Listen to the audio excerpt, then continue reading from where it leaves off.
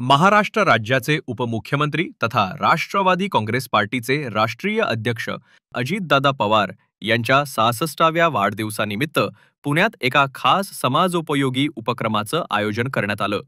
पुणे विद्यापीठ परिसरात काम करणाऱ्या कचरा विलिनीकरण करणाऱ्या महिला सेविकांचा साडी आणि मुलांना वह्या देऊन सन्मान करण्यात आला. ही अभिनव संकल्पना केवळ वाढदिवस साजरा करण्यापुरती मर्यादित न राहता समाजहिताचा आदर्श प्रस्तुत करणारी ठरलीय. या कार्यक्रमाचे आयोजन राष्ट्रवादी काँग्रेस पार्टीचे पुणे शहर उपाध्यक्ष विजय जाधव आणि शहर सरचिटणीस अमित जावीर यांनी केलं होतं. कार्यक्रमात अनेक मान्यवर उपस्थित होते.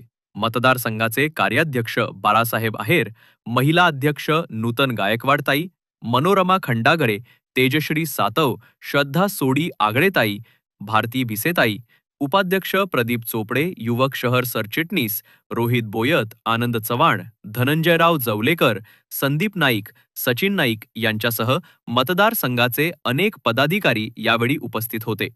सर्वांनी अजितदादांना निरोगी आणि दीर्घायुषी आयुष्यासाठी शुभेच्छा दिल्या.